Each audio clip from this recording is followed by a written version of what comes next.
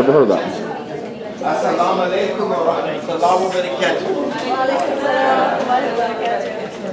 And alhamdulillah ta'ala nahmaduhu wa nasta'inuhu wa nastaghfiruh wa na'udhu billahi min shururi anfusina wa min sayyiati a'malina wa man yahdihillahu fala mudilla lahu wa man yudlil fala hadiya lahu wa ashhadu an la ilaha illallah wahdahu la sharika lahu وأشهد أن محمدا عبده ورسوله يا أيها الذين آمنوا اتقوا الله حق تقاته ولا تموتن إلا وأنتم مسلمون. Indeed, all praise is due to Allah. We praise Him and we seek His help for forgiveness. We seek refuge with Allah from the evil in our souls and from our wrongdoing. He who is guided by Allah, no one can misguide them. He who is not guided by Allah, there is no guide for them.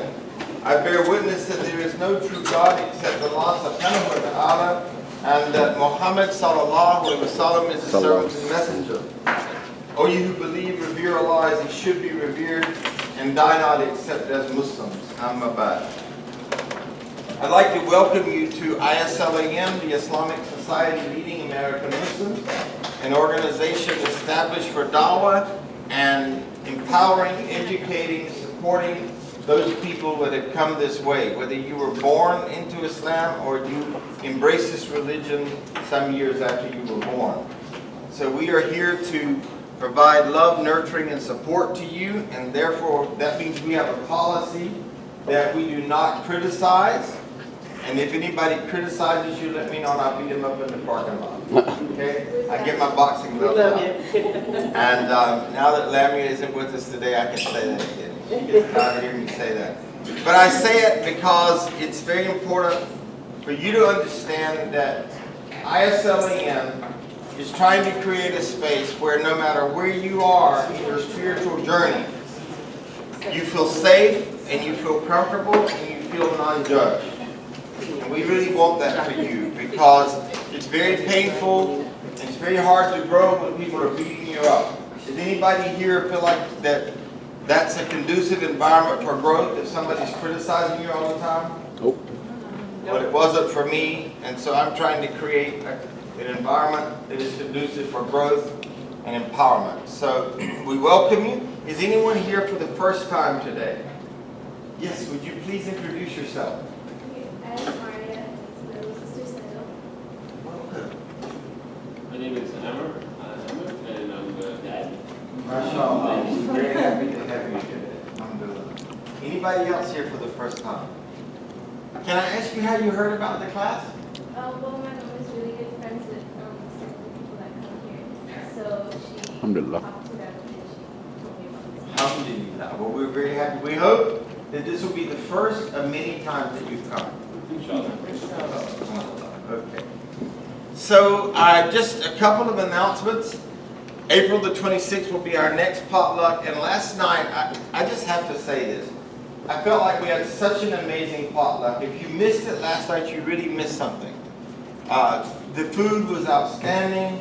The halakha last night was about backbiting, which of course, probably nobody here needs that khutbah. But it was about backbiting, ghibah. And I got a lot of feedback about it, about how positive it was to be reinforced and to be reminded. And we want to create a space where there is no backbiting, there is no gossip, that no one will ever talk about someone here in a way that would hurt you. So a lot of people looked a little guilty too. It was sort of funny that people covered their faces and then they came up to me and said, Imam, were you speaking directly to me? I said, I promise I wasn't. So, alhamdulillah. But the next potluck will be the 26th of April at 6 o'clock p.m. at St. Luke's. And please add this to your personal calendar. And by the way, if you are not on our group contact list, please see Maysoon.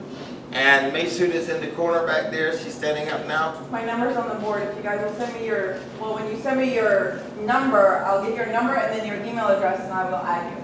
This is the number right here for Maysoon. Okay. Also, if anybody would volunteer to cook a meal, or you can actually purchase a meal from a restaurant and have it delivered, For Kathy, who broke her back. She's a student of mine since 2005. She is the grandmother of she actually has custody of 2 of her grandchildren, and she's trying to raise them with a broken back. Well, it just got fixed, but she'll be sort of recovering for the next 6 weeks. So we're trying to get as many people as that are willing to cook meals, and if you cannot deliver it yourself, Sister Naran will help get the food, or you can deliver it to Sister Naran and she'll take it to Sister Kathy. So that's really, really important. All right? And this is Kathy's number, so you can actually contact her yourself. You don't even have to put us in the loop. Contact Sister Kathy and say, I'm willing to cook for you on Wednesday night. What's your address? And, you know, so that you'll know where to take the food. Very good. We also collect empty ink and toner cartridge. That's what this box is for. This is not a money box. We do pass one of those around as well. But this helps raise money for the organization. We still collect unbroken cell phones, which are converted into phones to help victims of domestic violence. And we collect food every week. You can bring a can of food or a bag of beans, any non-perishable items. We donate those to various food shelters in the Orlando area. So that is the announcements for this week, inshallah. Who can remember what we talked about last week? Would anybody like to share a few things? Yes, Mason. The first covenant of Allah was meeting with the souls before we were ever created. I did not know that. Mm-hmm. That was huge. And that's from Surah what? Surah 7. Surah 7, okay. And that all the planets submit to Allah. Earth was created before heaven was. And that, and then God says several times how we are going to die twice. Very good. Anybody else? Something you learned that you want to share? Well, alhamdulillah, as we know so far that we learned that Allah subhanahu wa ta'ala created the earth. And then, yes. The angels change shifts at Fajr and Asr. That's right. The angels change shifts at Fajr and Asr. Very And good. they God to Allah and they say, I left your servant rather That's very good. So they change shifts. Excellent. So we know that Allah subhanahu wa ta'ala created the earth. He created the jinns. He created the angels before He created mankind. And we looked at a verse last week that said there was a time that we weren't even thought about. So today we're going to pick back up at verse 30 of Surah Al-Baqarah, inshallah, and we're going to talk about the creation of Adam. And I'm going to jump around a little bit today because there's some areas that I want you to know about, particularly the reverts. It's important for you to understand some things that I've addressed today, inshallah. So verse 30 through 33 relates how Allah decided to create Adam and make him His deputy on earth. Spoke of it to the angels, seemingly by way of a trial, suggesting that they should express their opinions in the matter. As we have already seen, the angels submitted that they could not understand why men were being chosen to be the deputies, knowing they would shed blood and spread disorder on the earth. They thought they were more suitable to perform this function. Now, one of the things that I was having an interesting conversation with one of the brothers last week, and I was explaining that it's very hard for us when we step into another dimension, a dimension of something that we're not. So I was explaining to the brother that gas, for example, propane gas, is odorless, right? It is invisible, right? Right. Right. Do you know that propane gas has no smell? The reason that it smells is that we actually put something in it so people are not killed by it. But by itself, it is odorless. So I was explaining to the brother, when we talk about the seen and the unseen, if gas is in front of me, do I see it? No. Do I smell it? No. Is it there? Yes. Yes. So what about light? Angels are made out of light. Okay? Sometimes, do I see the light? In other words, if I was in a room that was blocked off over here, and there was a window, and the light from all of these lights happened to be coming in there, I would not see the light, right? Right. But there would be light there, right? Yeah. So this will help us understand when we start talking about some of the different beings and understanding their nature and how they wouldn't understand. For example, well, I'll talk about that later, inshallah. So let's look at the verse here and mention, O Muhammad, when your Lord said to the angels, indeed, I will make upon the earth a successive authority. They said, will you place upon it one who causes corruption therein and sheds blood while we declare your praises and sanctify you? Allah subhanahu wa ta'ala said, indeed, I know that which you do not know. And he taught Adam the names, all of them. Then he showed them to the angels and said, inform me of the names of these if you are truthful. They said, exalted are you. We have no knowledge except what you have taught us. Indeed, it is you who is the knowing and the wise. So the angels, as we know, we cannot see angels. But they're there. There's one sitting on my right shoulder. Nobody can see it, right? And there's one sitting on my left shoulder. So because they operate on a different dimension, we really can't understand them fully, except what Allah has told us, and they can't understand us fully. So when we say, Yes, brother, I'm sorry. Back to that verse, can you elaborate more? What are the names? I've read it so many times and I never understood it. Whose names are we referring to? I'm going to explain all of that. I've got loads of slides on that. Okay, So, sorry. yes. when we say Assalamu alaikum, we say to the angel on our right shoulder, and Assalamu alaikum to the angel on our That's left correct. shoulder.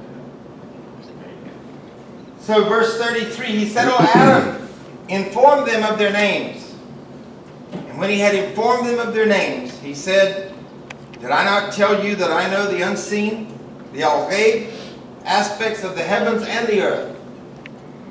And I know what you reveal and what you have concealed.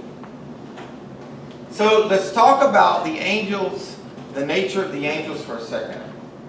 Now Imam Ghazali said that what we should try to do is to bring ourselves into submission like the angels. So he said that we have an angelic part, we have a demon, we all each have a shaitan, and I'm going to talk about that in more detail today. But what we're trying to do is to bring all of ourselves in complete submission to Allah. So when Allah said, my living and dying is for Islam, that our living and dying is for Islam, it means that everything that we do, when we breathe, even when we're dying, and it also talks about our whole self-submission, which the word in Arabic is wajh, which is sometimes translated as personality. But it means the whole self. So our whole countenance is supposed to be in submission to Allah. Well now, who does that remind you of when you're listening to me talk today? It's going to remind you of the angels. Because you see, the angels do not have emotion. And you're going to see this in the scriptures. The angels don't argue with Allah. But they just did. Well, wait a minute. I'm going to explain that to you. Just stay with me for a minute and I'll explain it. That's okay. So the nature of angels, would be so different that can you understand how they would not understand? For example, I can't remember if I did this in the slides or not, but when we start talking about Iblis, Iblis had the ability to think. He had a will. The jinns have a will, like humans. Do angels have a will? No. No. So Iblis was thinking a lot, and you're going to see this later on. It's quite beautiful. He looked at the human being and he saw that Allah subhanahu wa ta'ala created this person with hollowness. Now think about it. The jinn were made out of fire. There's no hole in a fire. There's no stomach in a fire. The angels are made out of light. There's no stomach in light. So when the Iblis looked at this creature, he said, oh, He thought. He said, this person is going to need to eat to fill that hole up. He's going to need to sleep. He's going to need, so he thought. And you're going to see what this thinking led him to later on. But let's go back to the angels. I'm getting ahead of myself because I love to think about these different dimensions. So the nature of angels is wholly good. No evil deed can come out of them. They are totally obedient to Allah. And it would seem to them they were more capable of managing the affairs of the world. Because they're only thinking from their dimension. They're only thinking from a non-emotional dimension. Angels do not have emotion. They don't have will. So they could not understand. So they knew that if Allah is going to create this being with will, then they would have the will to then make mischief. So they were puzzled. They were confused, perhaps. Surah 66 and verse 6. They do not disobey Allah's command that they receive. They do precisely what they are commanded. And of course, this is in reference to the angels. Angels are genderless. They do not require sleep, food, or drink. Just for us to think on this dimension, and we were having conversations about food last night. And some of my brothers, I know they can't imagine any dimension that doesn't include food. Yeah. But I'm just, at the table last night, we were specifically talking about this. So imagine if I really tried to have a conversation with you about a being that did not require any of these things. If I said to you, I'm going to introduce you to this being that doesn't require food, drink, or sleep, it's very hard for you to go there, isn't it? Yeah, it's very hard because you don't relate. In Arabic, angels are called mala'ika, which means to assist and to help. And so we know that the angels are traveling with us to help us on behalf of Allah, but they help based on Allah's command. The Quran describes that angels have been created to worship Allah and carry out His commands. Everything in the heavens and every creature on the earth prostrates to Allah, as do the angels. Now, remember last week when I said that the sun and the moon are Muslims? Because they are in submission to Allah. They rise and they set. They're actually Muslims because they are praying to Allah. The trees, all the limbs of the trees are in ruku', or in prostration. The animals are all in prostration to Allah. But we stand. So we have to will to bow. This dimension of the human being has to will to bow and will to submit. They are not puffed up with pride. Now we all know that it is very difficult when we decide that we do not want pride to be a part of our life. It takes a lot of effort. It is a tremendous jihad. It is a tremendous struggle within our soul when we decide that we want to rid ourselves of pride. And if you go back and you study many of the prophets, may Allah be pleased with them, they actually purposefully did things to humiliate themselves. One of them wore sackcloth. So they would do things that would actually humble them. And that's what we need to do as well. And I'll share with you that when I became Muslim, I didn't know this, but the gentleman who I began to talk with when I first became Muslim was a part of the Naqshbandi Tariqah. He was Sufi. And so he said to me, Abdul Rahman, I want you to begin that every time you go to someone's house, I want you to ask them to forgive you. And I thought, is he out of his mind? He must be out of his fucking mind. What am I going to do that's going to offend anybody? But anyway, being an obedient student, I went to people's house, and after we had dinner, and I would be saying goodbye, I would say, if I did anything wrong, please forgive me. If I said anything, sometimes we get passionate, we get opinionated, and our egos get ignited. And every time I did, I would start crying. Because what happened was, this was a great gift that this teacher was giving me. It was humbling me. Because all my life, I probably thought I was good. Because I was a Christian, I was a practicing Christian, I was preaching when I was 10 years of age. I had to stand on two unabridged dictionaries so they could see me behind the pulpit. So, you know, here I was, this kid preaching. So it really, really was humbling. And my wife can remember it, and people would be so uncomfortable. They'd say, what are you talking about? You didn't do anything wrong. But I would just cry, and then they would cry, because it does something to you very deeply. Try it. Try going somewhere, and when you leave, look the person in the eye and say, look, I just need to say to you, this is not about anything you did, it's about my own soul. I just want to ask you that if I did anything or said anything knowingly or unknowingly, please forgive me. I don't get any invitation. Mason doesn't get any invitation, so would somebody please invite Mason so she can practice this? Come over anytime, Mason. Okay. So they fear their Lord above them and do everything they are ordered to do. And you can find this in Surah 16, verses 49 and 50. Angels are involved in carrying out duties in both the unseen and the physical world. And this is amazing. Even it's hard for us to imagine that. Because the only thing we're doing in the unseen world is the rewards that we will get from Allah, which we will actually see on the Day of Judgment. But we are serving an unseen God. We see the manifestation of God throughout life, but we don't actually operate in the unseen world. We operate in the world of reality. We call it reality. But just wait till you get married, and then you'll find out everybody has a different reality. That's encouraging. So angels are, okay, alhamdulillah. I want to talk a little bit about angels some more, just so that you get more understanding from the Islamic perspective, in case you're coming from a different perspective. Angels also appear in human form. We know that angels appeared to Mary, the mother of Isa. We know that angels have appeared to various other prophets and various people. As unseen creatures made from light, angels have no specific body shape.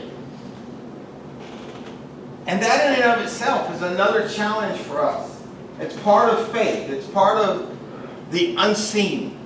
That, you know, if you grew up in the Christian paradigm, people had angels all over the place, little cherubs. And so you had in your mind that this, oh, mashallah. Well, we didn't say mashallah. We said, oh, there's an angel, you know. And we had all these conceptions of angels. But I want to teach you the truth from Islam. So they do not have a specific body shape because they're made out of what? Light. Light. Very good. Okay. But can rather take on a variety of forms. I'll get right to you, okay? The Quran does mention that angels have wings, and this is in Surah 35 and verse 1. However, whenever the Quran says that angels have wings, it's nothing that you and I can really understand. Because the wings of an angel are not like the wings of a bird. So you can take a sparrow or an eagle or any bird that you can imagine, a flamingo, but the wings of an angel is something that Allah gives us to understand that they have something. He refers to it as wings, but we would not understand it. Okay? We even have a hadith that talks about the span of the wings, but we still cannot imagine what it looks like because it's part of the unseen. Isn't that So- one of the reasons why that we in Islam do not draw out? That's exactly why we do not make pictures of angels. That's Do exactly that, right. wow. Yes. Okay.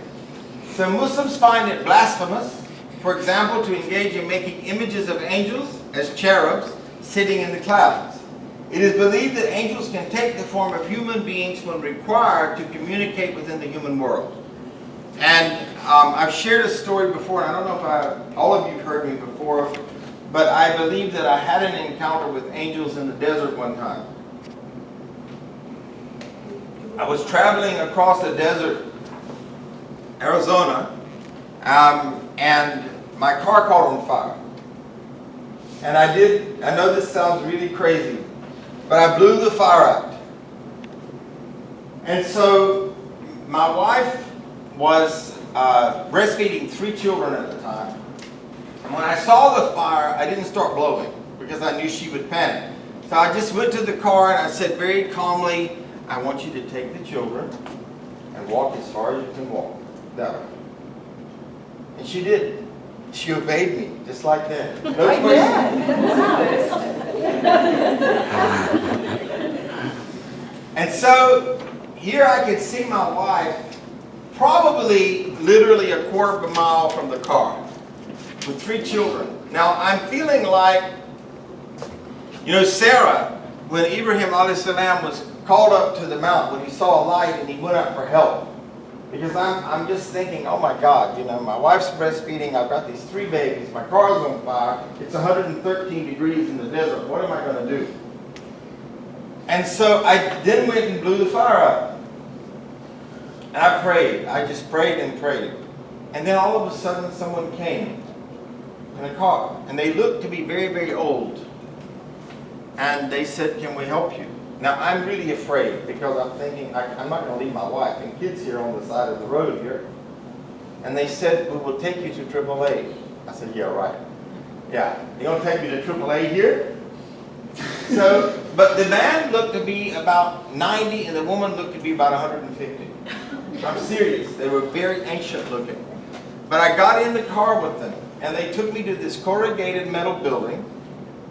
And this man was the AAA man in the desert. The most bare shop I've ever seen in my life. And the man, who I believe was an angel, told the guy, this young man is stuck with a wife and 3 children. I'm going to take him to my house. And will you come and get him and take him to his car and to his car? So I go with this man and this woman to his house. And he says, I'm a metaphysical person. The AAA man comes and picks me up, takes me to the car, tows the car to his garage, fixes the car, and he comes to me and he says, I've got to tell you something. A miracle occurred earlier.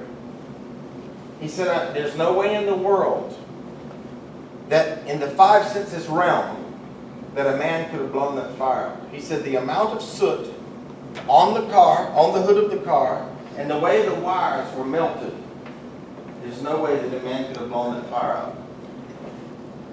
He fixed the car, and he came to me and he said, sir, would $10 be too much? Now I know that this was 1991 or something like that, 1989, 90, somewhere along there. But $10, I thought I'm going to give him probably my watch and my wedding ring and everything I had, you know, but $10. And then we drove all the way to North Carolina in that car. And we kept that car for many years. So,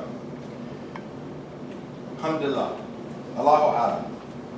For example, the angel Jibril appeared in human form to Mary, the mother of Jesus, and to the Prophet Muhammad when questioning him about his faith and message. Now, I want to talk a minute about fallen angels. Because, you know, we talk about, in the Christian paradigm, the fallen angels. So I want to make sure that you separate that which you might have heard or learned from the Christian paradigm, and you get an understanding of the Islamic paradigm. In Islam, there is no concept of the fallen angel. As it is in the nature of angels to be faithful servants of Allah, how can they fall?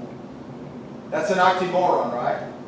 I just told you that angels are a being that are always obedient to Allah, so how can they fall? They cannot. There's no such thing as a fallen angel.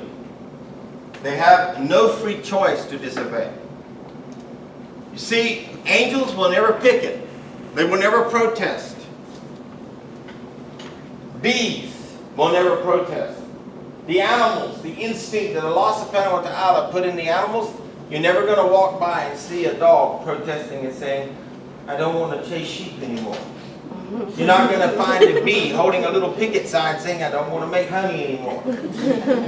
You're not going to see an angel saying, I don't want to obey Allah anymore. The only being that Allah created with this kind of will is us. And that's our jihad, that's our challenge every single day, is to bring that will into submission to Allah.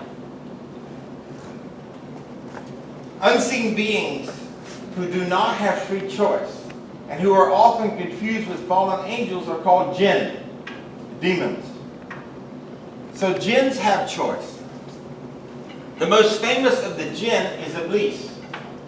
Now a lot of people think, and that's why I want to make this clear today before we get into this verse. I want you to understand devils and jinns. I'm not going to do a whole class on it, but I want to give you an introduction so that you understand this. Because in the Christian world, we're taught that it was a fallen angel, we're taught that there's this original sin, and that Eve was the evil temptress, and all kinds of things that are contrary to the teaching of Islam. Muslims believe that Satan is a disobedient jinn. Okay? It's very important. I want you to pay close attention to this. Not a fallen angel. In replying to them, Allah first adopted the mode of authority. Now, I have some more slides on this later on, which we're going to get into in more detail. But I want to go back to the angels.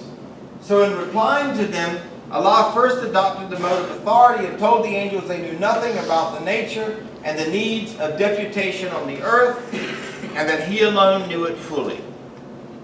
Allah's second answer to the angels was in the mode of wisdom. Adam had been given preference over the angels on account of his superiority in the station of knowledge. And this gets to where your question is coming, brother, about Allah told him the name of things. But I'm going to explain it in pretty much detail, inshallah. In order to function properly as the first deputy on earth, Adam had to know the names, the properties, and the characteristics of things to be found there.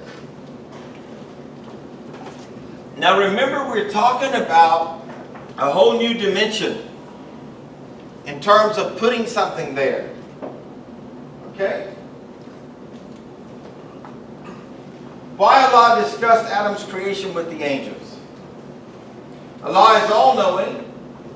He doesn't need any advice, so He wasn't consulting the angels for advice.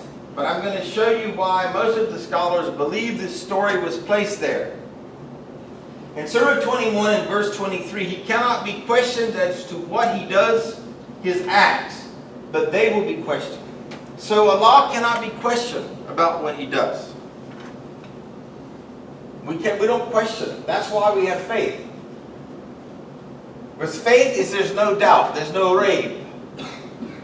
And that's what's the difference between a person with faith and a person without faith. Angels represent only one dimension of creation, light. Not fire, earth, or gas. So I'm planting another seed here. There is a whole dimension of beings that are made out of light.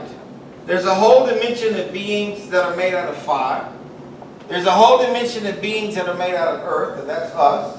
And there's a whole dimension of beings that are made out of gas. Angels are devoid of passion, emotion, selfishness, or will. Try to imagine for a moment, folks, a being that is devoid of passion,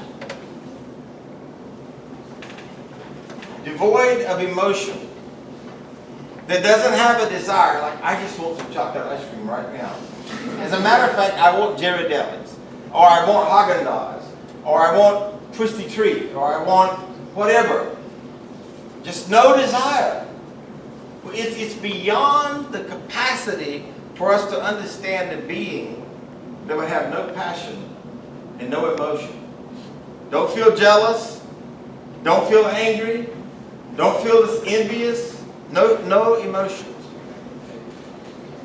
The power of will or choosing had to be given to man in order that he might choose his struggles or path.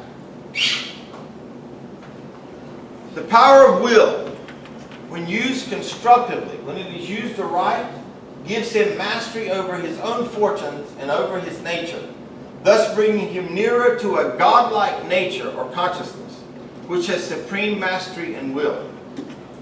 Angels had no independent wills of their own. Their perfection in other ways reflected Allah's perfection but did not raise them to the dignity of vicegerents.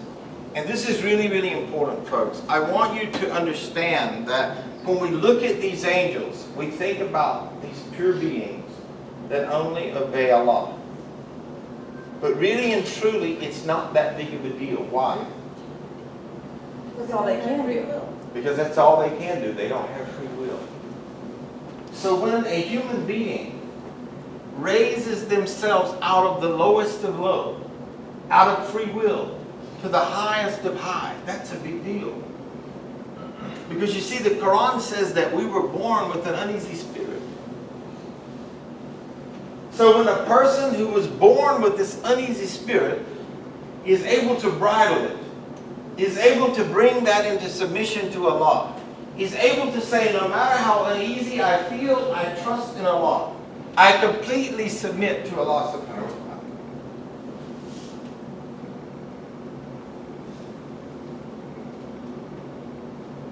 The perfect vicegerent is he who has the power of initiative himself or herself, but whose independent actions and choices always reflect perfectly the will of his principle. Who is our principle? Allah subhanahu wa ta'ala. Allah said, I created men and jinns for naught except that they worship me. So see, jinns and men were given freedom of will. So we have Muslim jinns and we have non-Muslim jinns. We have Muslim humans and we have non-practicing Muslim humans. This distinction is expressed in Shakespeare's Sonnet 94. They are the lords and owners of their faces, others but stewards of their excellence. And I think